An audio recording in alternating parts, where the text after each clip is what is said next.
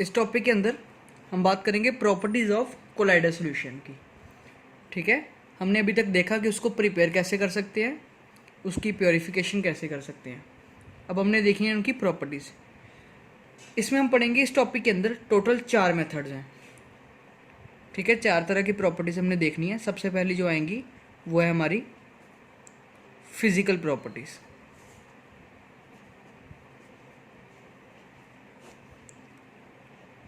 Physical properties का मतलब क्या है कि उसको देखना है कि फिजिकली कैसे कैसे दिखता है वो। ठीक है, उनके क्या क्या बिहेवियर है वो देखना है हमने। इसके अंदर सबसे पहली जो प्रॉपर्टी आएगी फिजिकल के अंदर वो है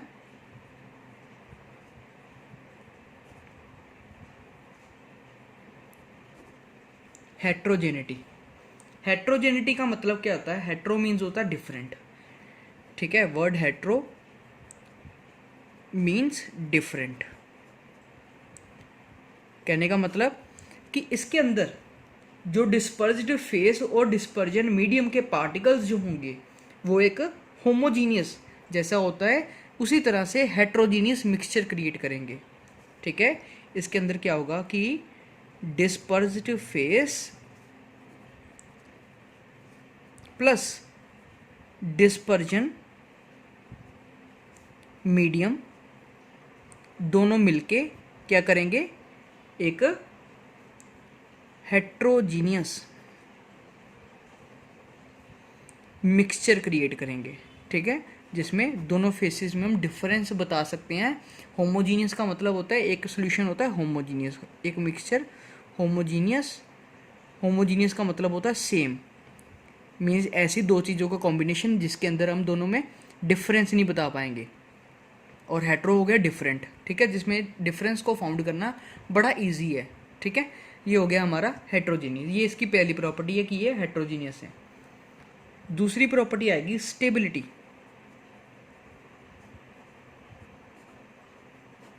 अगर स्टेबिलिटी की बात करें तो दे आर क्वाइट स्टेबल। ठीक है, काफ़ी हद तक क्या है, जो कोलाइडल सॉल्यूशंस है काफ़ी स्टेबल नेचर वाले हैं। इनके अंदर क्या है कि जो पार्टिकल साइज है वो क्या है, वो बहुत ज़्यादा लार्ज नहीं है और बहुत ज़्यादा स्मॉल भी नहीं है। मीन इसको बोलते हैं intermediate. Intermediate range of size. ठीक है, इनका पार्टिकल साइज इंटरमीडिएट साइज है, जो कि ट्रू पार्टिकल से बड़ा है और सस्पेंशन पार्टिकल से छोटा है। इसलिए ये क्या है, काफ़ी ज़्यादा स्टेबल नेचर वाले। मीन्स ये जल्दी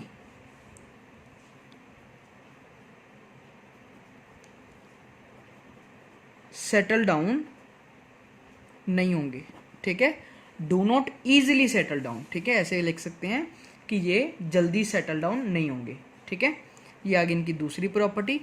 इसके बाद आएगी तीसरी प्रॉपर्टी फिजिकल के अंदर, जिसका नाम है फिल्ट्रेबिलिटी।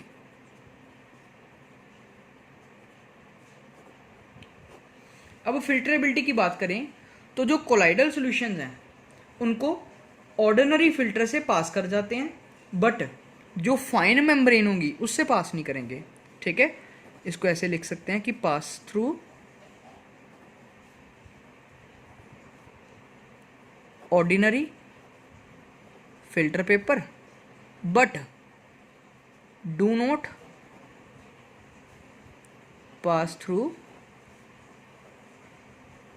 Fine membrane.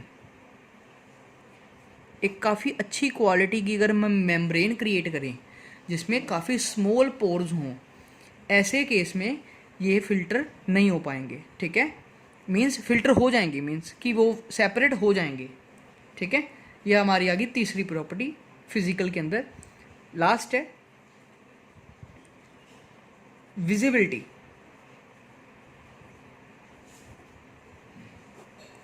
विजिबिलिटी का मतलब क्या हो गया कि दिखने में कैसे हैं। अगर आपको मान लो कि एक बीकर में, मान लो ये बीकर के अंदर मैं क्या करता हूँ, एक ट्रू सॉल्यूशन ले रहा हूँ।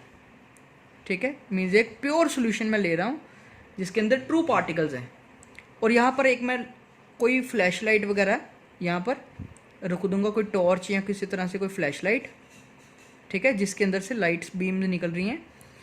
अगर इस लाइट सोर्स से लाइट बिल्कुल एज इट इज़ पास होकर बिल्कुल बाहर निकल रही है तो ये सॉल्यूशन होगी ट्रू। और इसी जगह पर अगर मैं इसके आगे एक बीकर के अंदर क्या करूं, मान लो इसी बीकर के अंदर मैं एक कोलाइडर सॉल्यूशन रख देता हूं। अब ये था मेरा ट्रू सॉल्यूशन, अब मैं ले रहा हूं कोलाइड्स। ठीक है, अब मैंने कोलाइड्स रख दिया तो कोलाइड के केस में क्या होगा, यहाँ पर जो लाइट पास करेगी यहाँ से यहाँ पर और यहाँ पर जाकर क्या होगी, वो स्कैटर होगी, जिसके कारण ये पार्टिकल हमें दिखना शुरू हो जाएंगे, ये सॉल्यूशन हमें दिखना शुरू हो जाएगा। ये ऐसे बिहेव करेगा जैसे ये ट्रांसपेरेंट नेचर है। ठीक है, और ये इस तरह से बिहेव करेगा कि इसका कोई ट्रांसल्यूसेंट नेचर है। इसका मतलब हम इसका कलर नहीं बता पाएंगे क्योंकि इसमें से लाइट एज इट इज़ पास कर रही है। ठीक है, बट इस केस में हम इसका कलर डिसाइड कर पाएंगे क्योंकि लाइट स्कैटर हो रही है और स्कैटरिंग ऑफ लाइट ही हमें कलर डिसाइड कराती है। ठीक है, ये हमारी होगी पहली प्रॉपर्टी, फिजिकल प्रॉपर्टी। अब आ जाएगी दूसरी प्रॉपर्टी, वो है मैकेनिकल। मैकेनिकल प्रॉपर्टीज की बात करें तो मैकेनिकल प्रॉपर्टी के अंदर सबसे पहली जो आएगी वो है ब्राउनियन मूवमेंट। ब्राउनियन मूवमेंट का मतलब क्या है, सबसे पहले तो इस थ्योरी को, इस मूवमेंट को जो फाउंड किया वो किया था रॉबर्ट ब्राउन नाम के साइंटिस्ट ने। कब? 1827 में। ठीक है, उसने क्या देखा, उसने देखा कि जितने भी कोलाइडल सॉल्यूशन है उसके पार्टिकल्स एक जिग-जैग मोशन कवर करते हैं। ठीक है, जितने भी पार्टिकल्स हैं कोलाइडल सॉल्यूशन के वो एक जिग-जैग मोशन कवर करते हैं और कभी भी नेवर कम टू रेस्ट, वो कभी भी एक जगह पर, उनकी वेलोसिटी कभी भी ज़ीरो नहीं होगी। इसको उसने अल्ट्रा माइक्रोस्कोप के अंदर देख कर देखा। ठीक है, उसने देखा कि एक पार्टिकल जो है इस तरह से उनका मोशन, अगर मैं आपको उसका एक पार्टिकल का पाथ शो करूं तो इस तरह से कुछ बनेगा। पहले ये इधर इस तरह से ऐसे,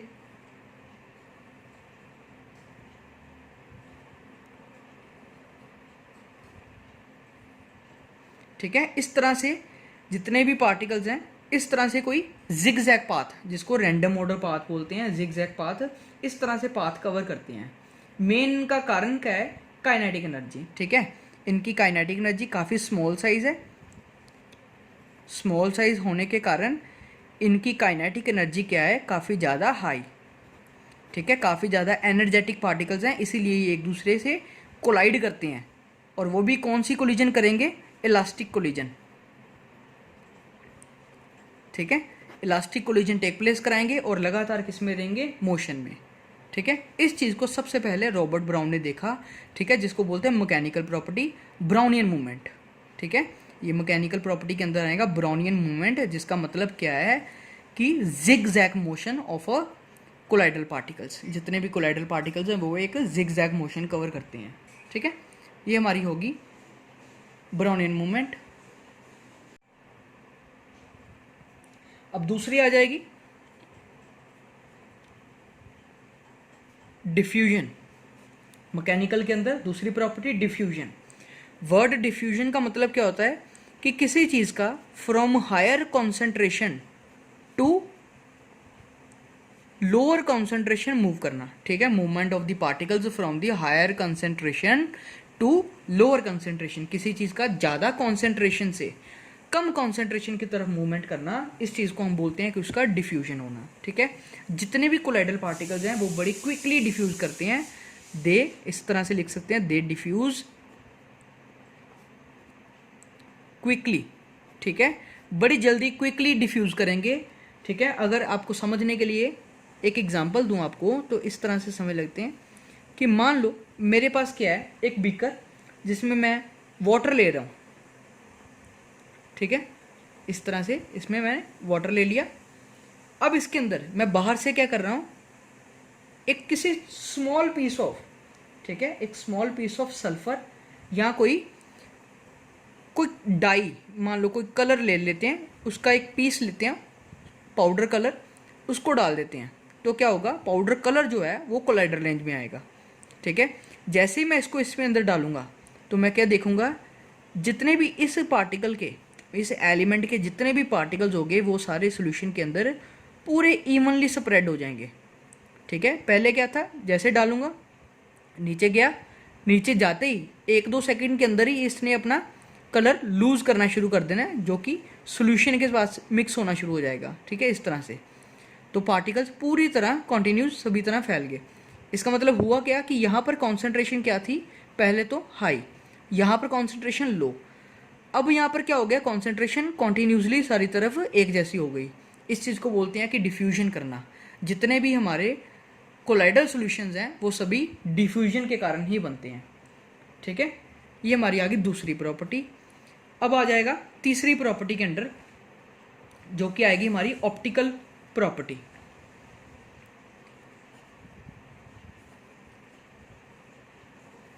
ऑप्टिकल प्रॉपर्टी। ठीक है, ऑप्टिकल प्रॉपर्टीज के अंदर सिर्फ एक ही प्रॉपर्टी है जिसको पढ़ेंगे,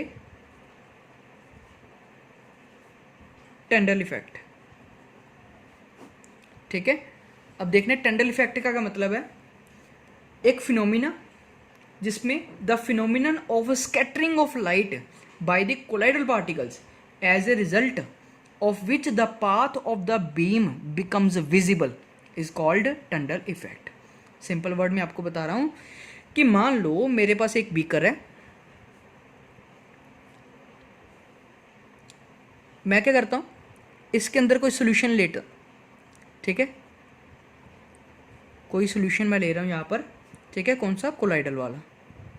यहाँ पर मैंने एक कोलाइडल सोल्यूशन लिया, यहाँ पर एक मेरा सोर्स है, लाइट सोर्स। ठीक है, सोर्स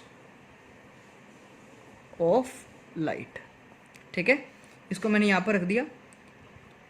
इसको अब क्या करना है, इसकी बीम निकलेगी इस तरह से। ठीक है, जितने भी लाइट सोर्स हैं वो इस तरह से डाइवर्जेंट बीम फैलते हैं। मैं क्या करूँगा, मैं इसके आगे एक लेंस रख देता हूँ। इस लेंस का मेन मोटिव क्या है, क्या रखने का कारण क्या है, इसने करना क्या है कि इस बीम को एक जो डाइवर्जेंट नेचर वाली थी इसको कन्वर्जेंट कर देना है। मीन्स एक पॉइंट पे जाकर ये किसी पॉइंट पे जाकर टकराएगी। अब अगर इस केस में अगर कोलाइडल सॉल्यूशन मैं ले रहा हूँ तो कोलाइडल सॉल्यूशन में क्या होगा, यहाँ पर एक इस तरह से क्या होगा, पार्टिकल की बीम जो जाएगी, जो लाइट बीम जाएगी, इस पार्टिकल से टकराने पर वो स्कैटर हो जाएगी। ठीक है, तो जिससे ये बीकर जो इसमें सॉल्यूशन मैंने रखा है इसमें लाइट काफ़ी ज़्यादा बढ़ जाएगी। ठीक है, अगर तो मैं क्या करता, अगर मान लो यहाँ पर सॉल्यूशन ना रखता या मान लो मैंने ट्रू सॉल्यूशन रखा होता तो यहाँ पर स्कैटरिंग नहीं होनी थी, लाइट यहाँ से आती, यहाँ से बिल्कुल स्ट्रेट निकल जाती, कुछ भी नहीं होना था। बीकर को ऐसा लगना था कि बीकर खाली है, एम्प्टी है बीकर पूरा। अगर लाइट इसमें टकरा कर फैल रही है, स्कैटर हो रही है, इसका मतलब क्या है कि अब बीकर के अंदर पार्टिकल जो हैं इसकी लाइट की वेवलेंथ की रेंज के अंदर है। ठीक है, यहाँ पर लाइट क्या हो रही है, स्कैटरिंग, स्कैटरिंग ऑफ लाइट। ठीक है, लाइट टेक प्लेस करेंगी स्कैटरिंग। अगर मैं ऊपर से यहाँ से अगर इसको देखूँ, ऊपर से देखूँ इसको, तो क्या होगा, ऊपर से मेरे को परपेंडिकुलरली ये स्कैटरिंग काफ़ी अच्छे से नज़र आएगी। ठीक है, और इस ट्रायंगल को, ये जो ट्रायंगल बन रहा है बीच में, इस ट्रायंगल को हम बोलते हैं टंडल कोण। ठीक है, टंडल इफेक्ट बेसिकली कहाँ देखा जाता है, आपने 10th में भी पढ़ा होगा। जितने भी हमारे पास फॉरेस्ट एरिया है, जितने भी फॉरेस्ट एरिया हैं उनके अंदर हमने देखा होगा कि काफ़ी बार क्या होता है कि पेड़ एक दूसरे के बिल्कुल साथ साथ लगे होते हैं।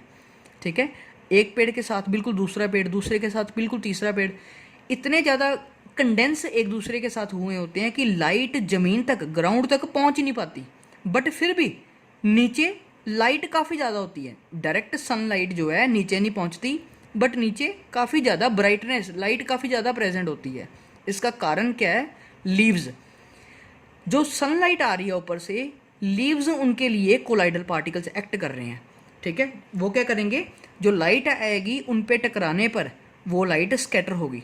स्कैटरिंग होने पर क्या होगा, नीचे डार्क होने की बजाय, नीचे डार्क होना चाहिए ना, क्योंकि लाइट तो पहुंच नहीं रही, नीचे डार्क होना चाहिए, बट हो क्या रहा है, सनलाइट जब इन पार्टिकल्स पे लीव्स के ऊपर टकराएगी, टकराने पर वो स्कैटर होगी, तो स्कैटर होने पर नीचे क्या होगा, ब्राइटनेस शुरू हो जाएगी, ठीक है, काफ़ी ज़्यादा लाइट आनी शुरू हो जाएगी। डायरेक्ट सनलाइट नहीं पहुंचेगी, बट नीचे डार्क पोर्शन नहीं होगा। इस चीज़ को हम टंडल इफेक्ट के अंदर पढ़ते हैं, ठीक है। टंडल इफेक्ट के लिए 2 कंडीशंस आपको दिमाग में रखनी है। कंडीशंस क्या हैं? सब तो पहली कंडीशन कि आपको जो डायामीटर लेना है, डायामीटर ऑफ पार्टिकल्स, वो कंपैरेटिवली भी सेम होना चाहिए किसके, वेवलेंथ ऑफ लाइट के, ठीक है।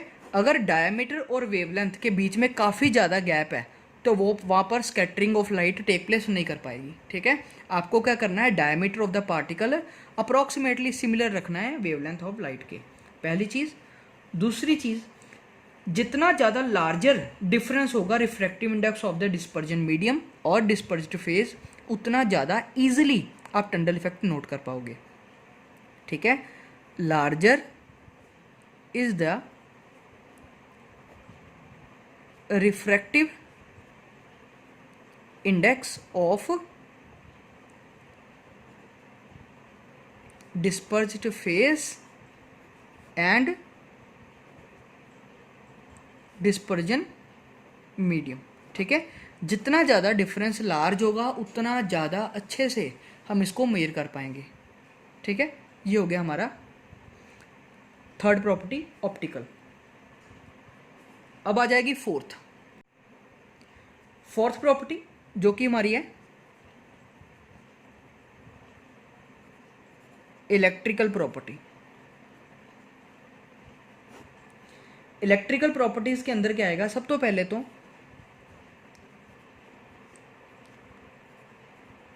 Electric charges on colloidal particles. अब हमने देखा है कि ब्राउनियन मूवमेंट को पीछे पढ़ा हमने। ब्राउनियन मूवमेंट के अंदर क्या देखा कि पार्टिकल्स एक दूसरे से इस तरह से टकराकर अपने पाथ को डाइवर्ट करते हैं, ठीक है। अपने पाथ से वो होते हैं चेंज, ठीक है। इस तरह से अपने पाथ से वो क्या कर रहे हैं, डाइवर्ट कर रहे हैं, जिग जैग मोशन कवर कर रहे हैं। तो ऐसा क्यों हो पा रहा है, एक कारण तो हमने देखा वहाँ पर। दूसरा कारण ये भी है कि जितने भी कोलाइडल पार्टिकल्स हैं they all carry A charge. ज़्यादातर देखा गया है कि कोलाइडल पार्टिकल्स के ऊपर पॉजिटिव चार्ज प्रेजेंट है, ठीक है। मीन्स हमने ऐसे कह सकते हैं कि कोलाइडल पार्टिकल जितने भी हैं उनके ऊपर कोई ना कोई चार्ज जरूर प्रेजेंट है, ठीक है। अब चार्ज होने पर क्या होता है कि चार्ज होने पर एक पार्टिकल दूसरे पार्टिकल को रिपेल करता है। हमने कूलम फोर्स पढ़ी है कि पॉजिटिव क्या करते हैं, एक दूसरे को रिपेल करते हैं, like charges repel each other. तो होता क्या है कि एक चार्ज दूसरे चार्ज को, क्योंकि कोलाइडल सॉल्यूशन है, सेम पार्टिकल्स प्रेजेंट है, एक पार्टिकल दूसरे को रिपेल करेगा, ठीक है। ये मान लो पहला पार्टिकल, ये दूसरा, ये तीसरा, तीसरे पार्टिकल ने पहले को रिपेल किया, फोर्स लगाई कुछ, अब ये इधर चला गया मान लो, अब दूसरे ने भी पहले को रिपेल किया, ये इस तरफ चला गया। होता क्या है, अब यहाँ पर भी कोई होगा जो इसको रिपेल करेगा, फर्दर यहाँ पर भी रिपेल करेगा। रिपल्शन के कारण इसका पाथ एक स्ट्रेट पाथ होने से चेंज होकर एक जिग जैग पाथ बन जाता है। ये इसलिए ही हो पा रहा है क्योंकि इन पे इलेक्ट्रिक चार्जेस प्रेजेंट है, ठीक है। कह सकते हैं कि इलेक्ट्रिक चार्ज होने पर इनके ऊपर क्या प्रेजेंट है, कोई ब्राउनियन मूवमेंट इस पर डिपेंड करती है, ठीक है। ये हमारा आ गया नेक्स्ट। इसके बाद नेक्स्ट प्रॉपर्टी आएगी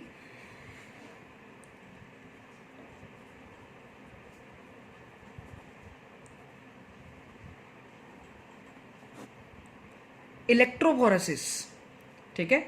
इलेक्ट्रोफोरेसिस कह लो, चाहे आप इसको केटाफोरेसिस भी कह सकते हैं, क्योंकि इनमें ज़्यादातर क्या यूज़ होगा, कैथोड एंड एनोड इलेक्ट्रोड्स। इसमें क्या होता है, हमने लेनी है एक यू शेप्ड ट्यूब, ठीक है। हमने एक यू शेप्ड ट्यूब लेनी है इस तरह से,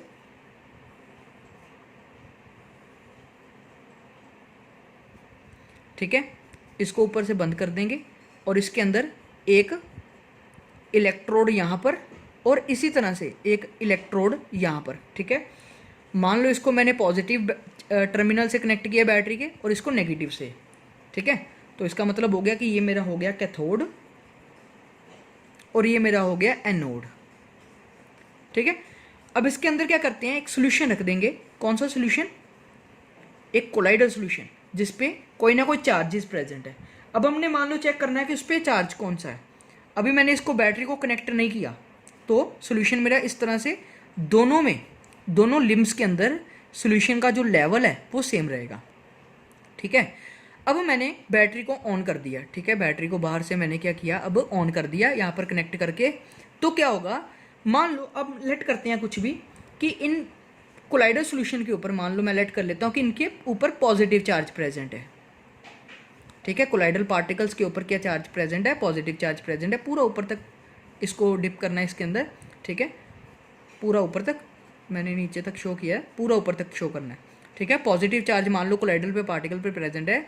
जैसे ही मैं बैटरी कनेक्ट करूँगा तो क्या होगा, जितने भी ये पॉजिटिव चार्ज पार्टिकल के इन्होंने negative charge electrode means anode, इनकी तरफ क्या करनी है, अपनी मूवमेंट शुरू करनी है। ये जितना भी सोल्यूशन है ये इस तरह से इसकी तरफ जाना शुरू करेगा। तो जितने भी इनमें पार्टिकल्स होंगे वो यहाँ पर क्या होंगे, यहाँ पर सेपरेट लगने शुरू हो जाएंगे जो पॉजिटिव वाले होंगे, ठीक है। नेगेटिव इलेक्ट्रोड पे पॉजिटिव चार्ज पार्टिकल एनोड जो हैं लगने शुरू हो गए, जिसको हम बोलते हैं कैटाफोर्सिस, ठीक है। This property is called cataphoresis. इससे हम, इसका मेन फ़ायदा क्या है इस प्रॉपर्टी का, अगर हमने मान लो हमने कैलकुलेट करना है कि नेचर ऑफ कोलाइडल सॉल्यूशन, अगर हमने पता करना है कि किसी कोलाइडल सॉल्यूशन का नेचर किस तरह का है, ठीक है, कि वो पॉजिटिव चार्ज वाले हैं या नेगेटिव चार्ज वाले हैं, तो हम इस तरह से इसको कैलकुलेट कर सकते हैं, ठीक है। ठीक है, इस तरह से हम इसको कैलकुलेट कर सकते हैं कि ये पॉजिटिव या नेगेटिव वाले हैं।